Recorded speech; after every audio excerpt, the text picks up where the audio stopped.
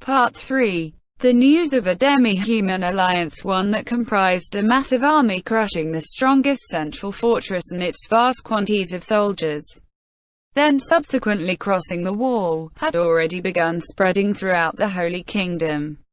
The leader of the demi-human alliance was called the Demon Emperor Jaldri. He was a demon who had caused great havoc in the kingdom, and he had used powerful magic to shred the wall like tissue paper. The demi-human alliance was made up of 18 species, and their numbers were estimated in excess of 100,000. This army of demi-humans was now focused on destroying the walls and fortifications, and their advance had ground to a halt. After learning this, the leader of the Holy Kingdom, the Holy Queen, issued a general mobilization order to the entire nation. Since the Holy Kingdom's territory was stretched around the northern and southern edges of a central bay, any mobilized forces would naturally be formed into two armies: the Northern Holy Kingdom Army and the Southern Holy Kingdom Army. The armies each moved towards their own important locations: the city of Kalincha in the north, and the city of Dibone in the south, where they spied on the enemy's movements for several days.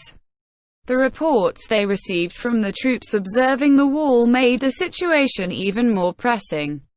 The demi-human alliance, in all its strength, was moving west. They would reach the northern fortress city of Kalincha in a few days. Really now? So this place is going to become a battlefield after all. The speaker was the Holy Queen, Kalka Besarez. Due to her low place in the order of succession, only males had inherited the Holy Kingdom until now. She should never have taken the position of Holy Queen. However, due to two qualities she had, the crown had eventually been placed upon her brow. The first was her beautiful looks. Her face was as beautiful as a freshly bloomed flower, filled with cuteness and dignity, and it was praised as the treasure of Roble, while her radiant, vibrant long hair was like threads of spun gold. Since it resembled an angel's halo, many who saw her gentle smile went on to describe her as a saint. The other quality was her excellence as a divine magic caster. She was a genius who could use fourth-tier spells at the tender age of 15, and she had ascended to the throne with the firm backing of the previous Holy King and the temples. Almost 10 years had passed since then. While certain voices disapproved of her excessive kindness, she had not made any mistakes which could be considered critical, and thus she had ruled the Holy Kingdom to this day. However, this rule was not solid, and embers smoldered out of sight. I understand your sadness, Kalkasama, but the people who live in Kalincha do so because they have prepared themselves for a day like this.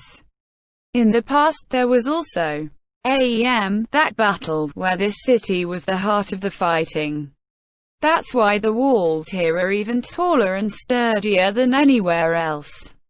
The person trying to console her was a woman with brown hair. While she was as beautiful as the Holy Queen, her eyes contained a cold, razor-sharp look, like the edge of a blade. She was dressed in a suit of silvery full-plate armor and a surcoat. These were the traditional vestments of the Paladin Order's captain, an ancient article of magical masterwork. The most important thing was the sword at her waist, whose name was known to everyone in the Holy Kingdom. It was renowned as one of the 4 holy swords, the Holy Sword Sapphirisia. One of the 13 heroes, known as Black Knight, was said to have carried 4 swords: the evil blade Humulus, the demonic blade Kilanirum, the blade of Rokrok-Debal, and the fatal blade Zwise. This was one of the 4 swords which existed as a counterpart to them. Incidentally, the other 3 holy swords were known as the Sword of Law, the Sword of Justice, and the Sword of Life. Wielding a powerful sword often led to one becoming drunk on its power and neglecting the fundamentals of swordsmanship. Therefore, the fact that she carried that sword, which she would normally never carry, was a sign of her unshakable determination to join the upcoming battle, and to win it. Her name was Remedios Custodio. She was a close friend of Kalka, and as the strongest captain of the order in history, a feat founded upon her fighting prowess. She was white, of the 9 colors. Yup. And we've also sent all the non-combatants off to take shelter so there won't be casualties among them. Rather, don't you think the more pressing problem after the war will be the expenses incurred during the fighting? The person going UFU in an indecent way was a woman. While the shape of her eyes and mouth varied slightly, her face still bore a close resemblance to that of Remedios. However, those faint differences were enough to change the impression others had of her. She always looked like she was plotting something, or in less polite terms, that she was surrounded by a sinister air. She was Remedios' sister, younger than her by 2 years, Carol Custodio. She was the high priestess of the temples, and leader of the priesthood. It was public knowledge that she could use divine magic of the 4th tier. However, that was but a deception. Those close to her knew that she could cast 5th tier spells. Incidentally, she was not one of the 9 colors. While the temples were under the Holy Queen, it was government policy not to bestow a color title on one of their number in order to avoid problems with the balance of power. These sisters were known as the Genius Custodio sisters, the twin wings of the Holy Queen. Until now, many nobles had their doubts about Kalka's ascension to the throne as a female, and they wondered if she had done something with or to the sisters. Therefore, they often spoke ill of all 3 of them at the same time. While many rumors about them had been cleared up, one particular piece of gossip remained. All 3 of them were unmarried without so much as a male lover, and so it was said that their relationship was anything but ordinary. However much Kalka denied it, she could not shake herself free of that rumor, and it was a major source of frustration for her.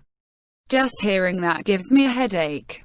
It's pretty bad that we won't stand to gain anything even if we win. Still, they say that the demi-humans this time round are outfitted pretty well. Why not sell their gear? That's right, you know I can't approve of that, Nae-sama. Let's say we wanted to sell their armor, where would we sell it? You haven't thought about that, have you? We can only sell them overseas, but demi-human armor isn't going to command anything but bargain basement prices. Besides, we ought to avoid strengthening other countries' arsenals until the destroyed wall is rebuilt. In particular, I hope they don't fall into the hands of the Sorceress Kingdom. Huh? You don't like the Sorceress Kingdom? I've never heard you say that in court, though. No priest would like them. You're the same way too, right, Kalka-sama? Kalka pondered the matter. As part of the clergy and the Holy Queen, she disliked them. However, as a head of state, a king's duty is to love his nation, love his people, and grant him peace. As long as he does that, it should be fine, right? The sisters looked at each other in front of Kalka. Love? No way. Could an undead being ever think like that? I agree with Nae-sama. The undead, I don't think they could love like you do, Kalka-sama. The 2 of you are harsh. Still, you can't just badmouth people without even seeing them, right? The puzzled looks on their faces looked very similar. Kalka mused that they were siblings after all, and after quelling the smile on her face, her voice turned serious. What did your adjutant say? Geralt, tell me our plan for dealing with Jaldri. The Holy Queen did not take part in strategy meetings. Instead, she went around the soldiers to boost their morale. While the Holy Kingdom's troops were better trained than those of other nations, they were ultimately conscripts. It was important to motivate them. Yes. We're already discussing how to deal with situations where the demi-humans encircle this city, bypass it, advance to the south, split up to accomplish different objectives, and so on. It was times like these that reaffirmed her belief that the sisters were similar, but not alike. If she had asked the elder sister that question, the answer she would get would make her want to grab her head in frustration. I see. Then, which possibility do you think is the most likely? Given the invasion path of the demi-humans so far, it's most likely that they will choose to encircle this city. However, there is a problem with that. Yes. What do you mean? Remedios had not participated in the meetings either, given that she was Kalka's bodyguard. However, the fact that she had not grasped the answer which the Holy Queen had instantly realized was due to another problem. Nay-sama. I'm talking about the demon who wrought havoc in the kingdom, Jaldari. While there's no telling how smart he is, demons are skilled at schemes and trickery. He might adopt a plan we did not foresee. I see. The adjutants who have to handle strategy and planning sure have it tough. While there was much she wanted to say to the leader of the Paladin Order, Kalka resisted the urge to do so. This is quite vexing. Then, if the demi-humans encircle this city, what will happen after that? While food supplies are ample, fighting a defensive siege is going to wreak horrors on morale. Have you considered that as well? Yes. Normally, all we would have to do is wait for reinforcements from the south to arrive, but we have reports saying that Jaldari used a mysterious power to destroy the wall in a single blow. As long as that tremendous factor of uncertainty in play, the three of them frowned as one. Anyone would be upset when they thought of what had happened to the wall, but Kalka knew what was going on. Remedios was simply imitating what the other two had done. Remedios did not like to think, and she was a very stubborn person. That was a flaw, but it was also the reason that she could embody absolute justice. The nature of justice was difficult to contemplate. For instance, imagine if there were two children, one human and one demi-human. Being pure and innocent, they became friends. However, if the demi-human child was discovered by adults, he would be locked up, and the human child would plead for his life. However, if they let the demi-human child go, he might grow up to become a threat to humanity. Was killing the demi-human child just or unjust? This was not a question that could be easily answered. Kalka would have spared him without any hesitation. Remedios, however, would kill him without any doubts. In addition, she would insist that she was righteous, and not feel a shred of guilt about it. In her heart, anything she did for the sake of the nation and people was acceptable. When she took the throne of the Holy Queen, Kalka had declared to her two close friends, "I will grant happiness to the small folk, and make a country where nobody will cry." Quote. In response, she had said, "I will support you and uphold your just cause." Quote. With that pledge in her heart, she was more forthright than anyone else, her heart filled with conviction, and the light in her eyes was like that of a fanatic. Someone like that was clearly dangerous, yet Kalka did not distance herself from her friend.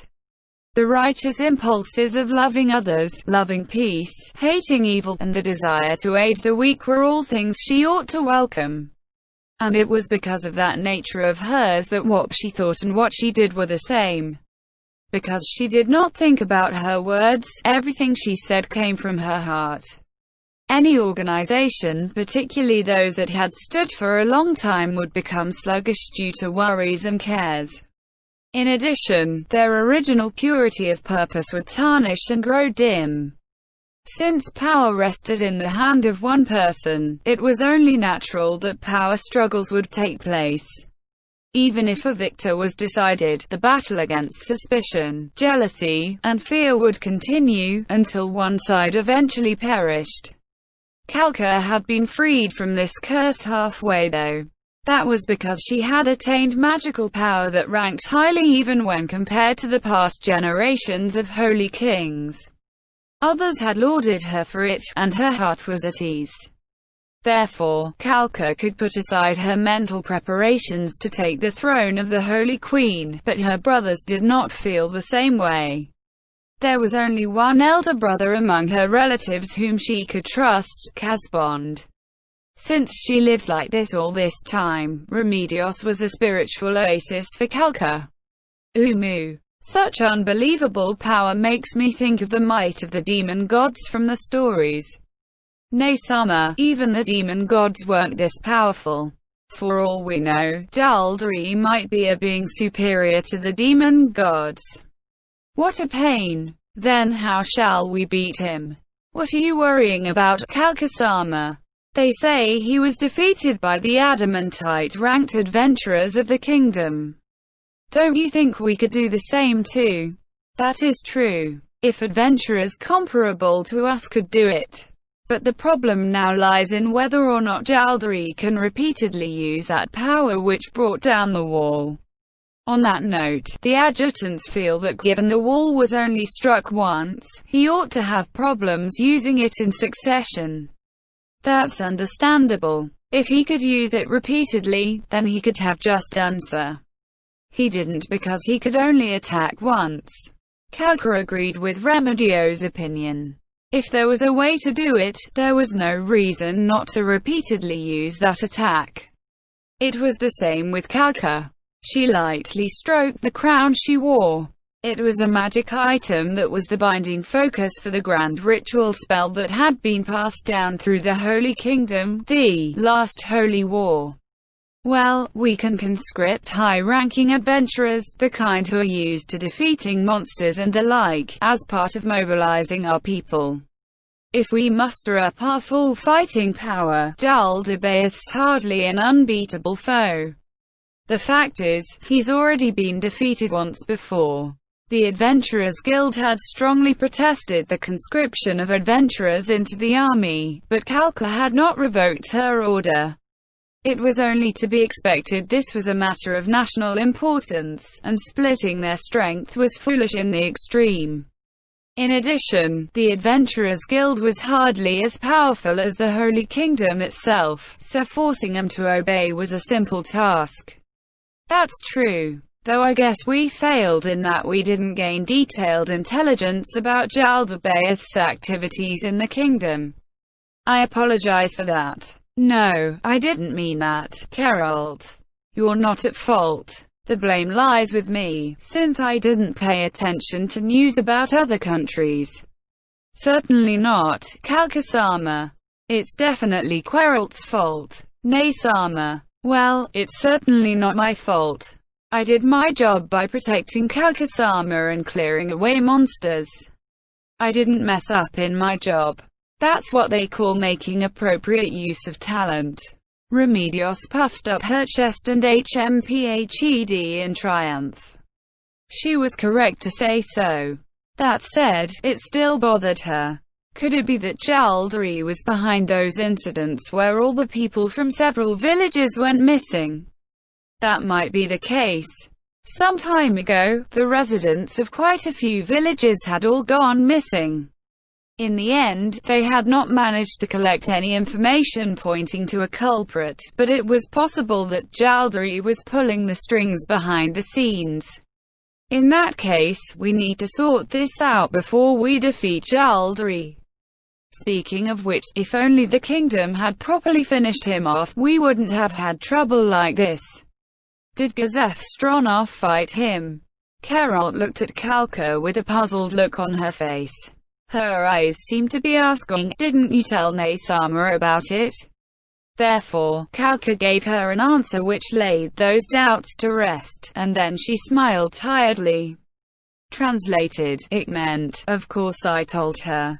I told her about how Jaldari attacked the royal capital, how the adventurers defeated Jaldari, the other demons that appeared, and how the warrior captain defeated them all.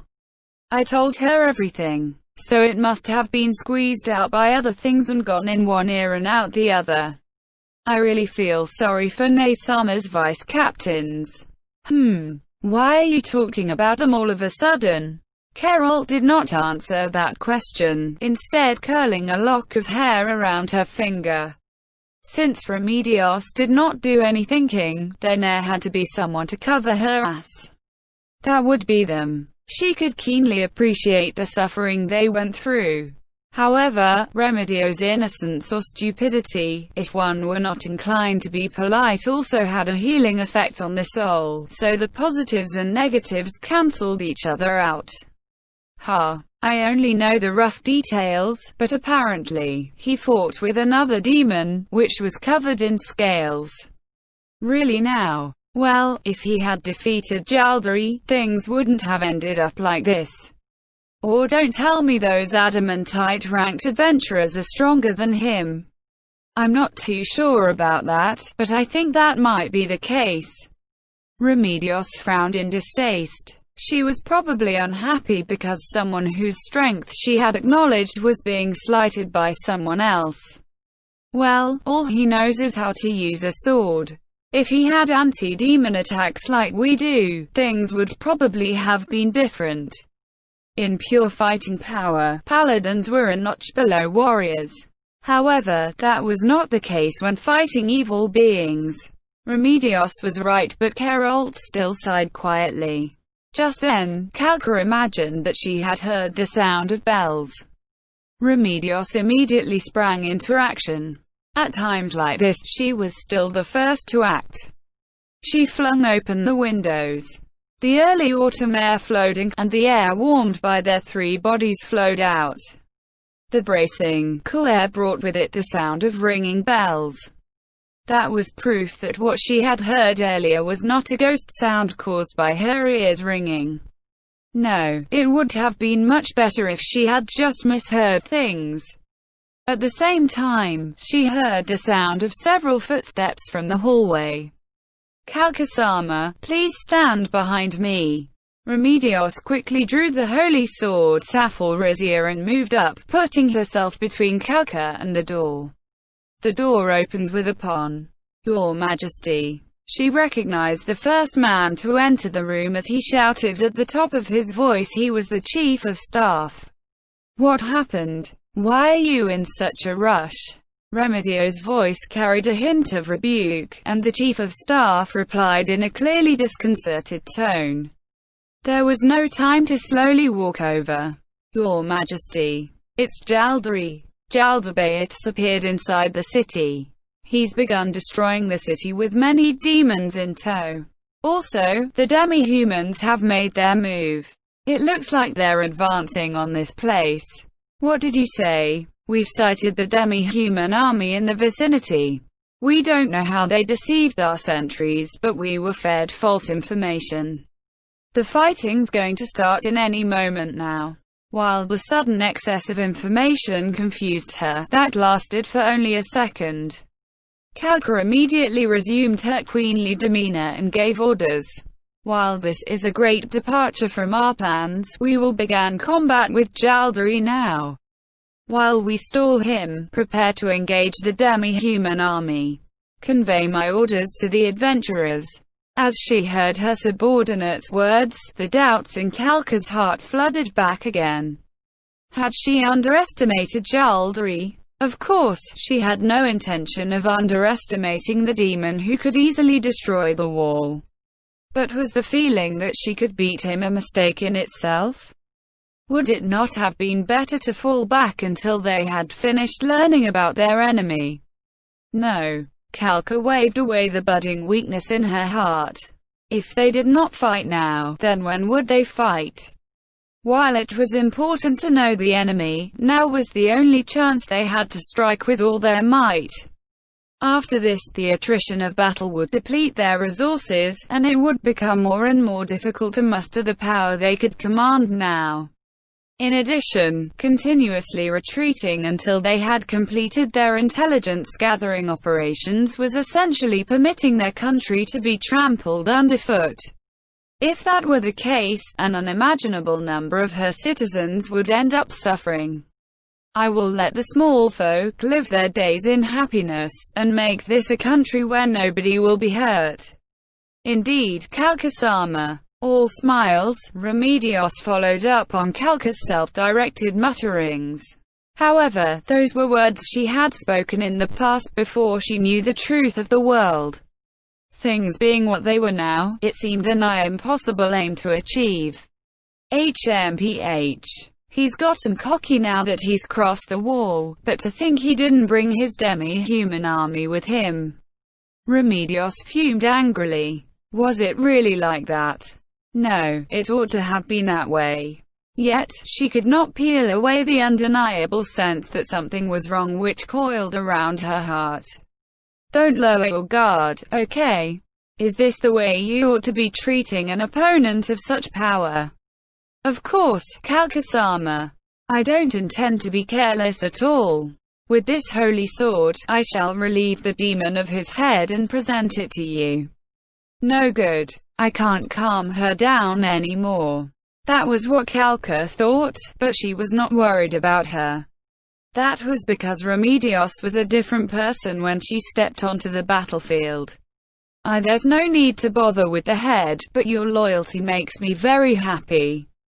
In that case, regarding the plan to defeat Jaldri, can you buy us some time? But of course, your servant has already dispatched an advance force to carry out our plans. At that moment, Kalka felt a dull ache in her heart.